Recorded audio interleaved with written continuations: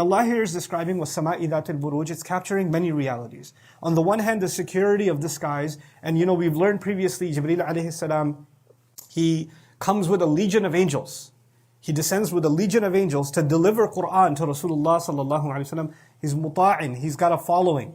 ثَمَّ أَمِينٌ وَمَا صَاحِبُكُمْ بِمَجْنُونَ. Your prophet, meaning the one among you, is not possessed by jinn. It's not a jinn who gives him these words. It's Jibreel alayhi salam. It's almost as though Allah is now describing the checkpoints from which He comes, these buruj that He descends from, right? And each of these towers are a witness to the journey of revelation coming down. But there's the other journey too, the journey of the souls and our deeds going up. So there are two journeys happening right now in the skies that are spiritual in nature. Our du'as go up, our deeds go up, those who pass away go up, and the revelation of Allah comes down, the rizq comes down, the amr of Allah comes down. So this travel in the sky is a spiritual reality. I wanted to highlight that because oftentimes, because we are living in the scientific age, we read an ayah of the Qur'an and we try to figure out what could it be saying scientifically. But before Allah is discussing scientific realities, especially when He talks about the skies, He's either talking about some beauty you can see with your eyes, or He's talking about a reality beyond the scene that only He knows. And He's just alluding to it. So we should be cautious about that and be aware of it. In any case, so the sky that possesses those towers, those guard towers. Now, what's come from them is the revelation of the Qur'an in our case. And so what does Allah Azza wa Jalla describe? وَالْيَوْمِ الْمَوْعُودِ. And I then swear by the day that has been promised. This is a reference to Judgment Day. So first He swore by the sky that has those towers. Now He swears by the day that has been promised, which means Judgment Day. What is the relationship between those two? There's actually a progression. You notice that the idea of towers and of a fortress is actually defense, not offense. It's there to keep enemies out. In our case, to keep jinns out from hearing anything, right? But the Day of Judgment, as Allah has described in so many places, is not a day of defense. It's a day of offense. In fact, those angels now start descending. All of those armies that have been gathered start descending. وَجَاءَ رَبُّكَ وَالْمَلَكُ صَفًّا صَفًّا. They start descending rows upon rows upon rows.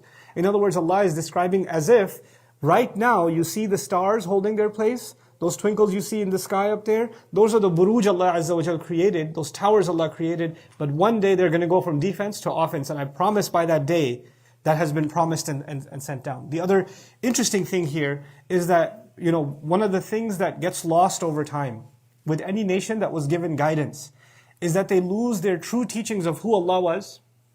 So the names, the qualities of Allah, the oneness of Allah, the uniqueness of Allah, the relationship they're supposed to have with Allah, those things start withering away and getting contaminated with culture, with ignorance, with other things. Similarly, it's the teachings about the akhirah, the day that has been promised. Those teachings become corrupted, colluded, confused with other things. People have a diluted version of them. And even the world's major religions that still claim to have a book of revelation with them, like Christianity, like Judaism, look at their description of Yawm al-Qiyamah and you'll find that there's little to nothing left. Of the original teachings that are preserved in the Qur'an, that promised day, not much of that is left. Tying these two ayat together, وَالسَّمَاءِ ذَاتِ الْبُرُوجِ وَالْيَوْمِ الْمَوْعُودِ. It is as if Allah is also saying, subhanahu wa ta'ala, that this final revelation that has come through such secure channels has come in a way that promised day and the truth about that promised day is also now secure.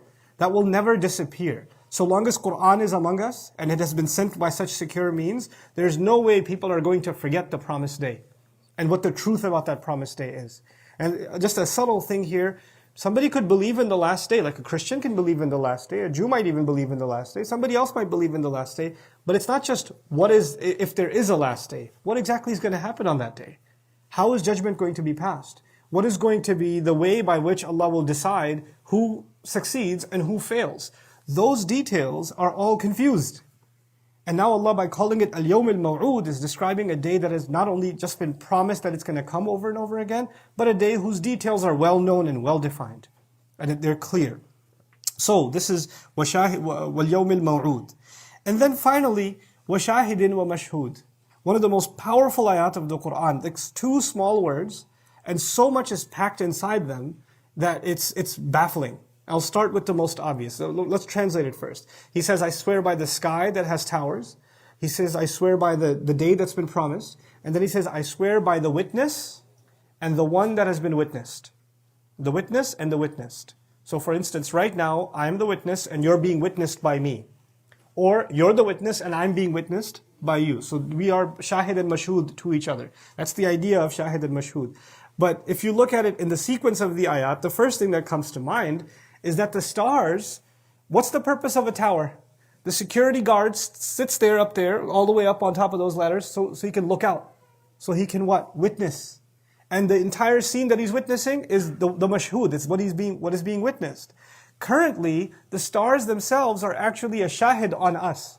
Our deeds, our actions, what we are doing, even the stars are actually a witness against us. And that's one of the functions of the qasam also. One of the functions of the oath in the Quran, when Allah swears by something, He's actually turning it into a witness. So the stars, the sky is in fact a witness. And then the day that's been promised is the other way. It's the thing that shall be witnessed. Al-Yawm al-Maw'ud is actually the mashhud. It's going to be the day that shall have to be witnessed by everybody. So the sky is shahid, and the day that's been promised